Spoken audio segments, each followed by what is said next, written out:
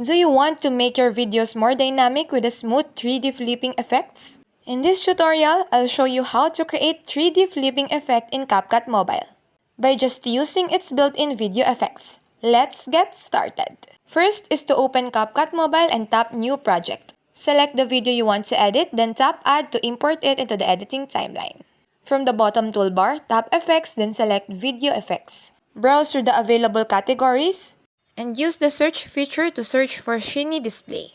Tap the effect to preview it. You'll see the video rotate with 3-dimensional flip animation, creating a smooth and eye-catching transition that works well for intros, reveals, and creative edits. You may also do adjustments.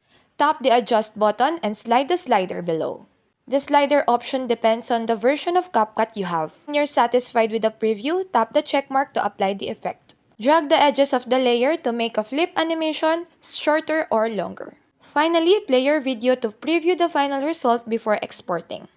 And that's how you create 3D flipping effect in CapCut Mobile. Flip the ordinary into extraordinary. Thanks for watching and happy editing! Don't forget to like, share, and subscribe. God bless!